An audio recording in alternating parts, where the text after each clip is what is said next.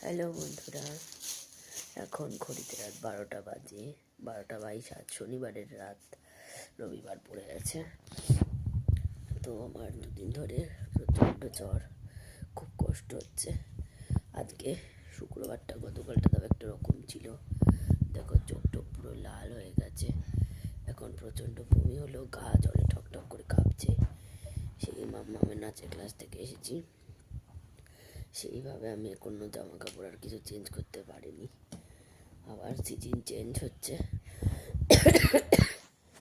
ঠান্ডা ঠিক আসার আগ দিয়ে সবার শরীর খারাপ হয়েছিল।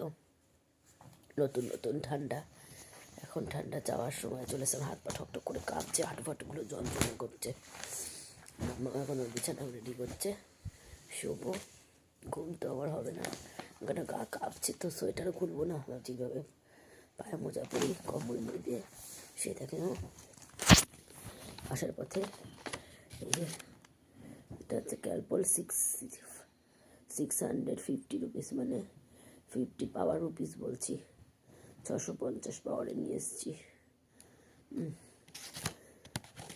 গা ঠকঠক করে কাঁপছে বন্ধুরা, সবাইকে বলবো তোমরা সাবধানে থেকো, ঠান্ডা চলে যাচ্ছে। আজকে নাচের ওখানে গেছি, এই গার্জিয়ান কাশছে, শেষ হচ্ছে, আর একজনের কাশি হচ্ছে, আর একজনের শেষ হচ্ছে, আর একজনের কাশি হচ্ছে। মোটামুটি সবারই দেখলাম কম বেশি কাশি আছে।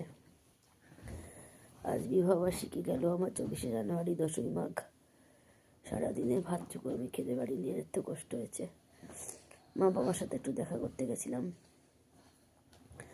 মাম্মামকে ওখান থেকে খাইয়ে নিয়েছি ভাত আর মাছের ঝোল। আমি নিজে কিচ্ছু খেতে পারিনি, খুব কষ্ট হয়েছে সারাদিন শরীরটা নিয়ে না। তারপরে ফেরার পথে মা আবার তখন আবার বলেছিল যদি পারিস একটু আসিস, সে মাছের ঝোল বাড়িতে ভরে রেখেছে। আমি রান্না না, লেবু লঙ্কা একটু লবণ দিয়ে রেখেছে, শনিবারে নিয়ে আসবো মাছ। আমি নিয়ে আসিনি, ঘরে মাছের ঝোল আর ভাত ছিল, তাই মাম্মাকে ঝোল আর ভাত একসাথে দিয়ে বসে ইন্ডাকশানে গরম করে ওকে দিয়ে দিয়েছি খেতে। একটা বাটির মধ্যে, যে বাটিতে গরম করেছে ওই বাটিতে দিয়ে দিয়েছি।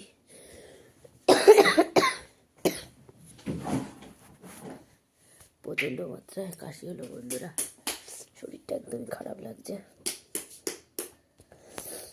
সবাই সাবধানে থেকো, আর কিছু বলার নেই। এখন কি বলবো, দেখো চুলও কিভাবে উঠে যাচ্ছে, থাইরয়েডে না পুরো শেষ হয়ে গেলাম আমি।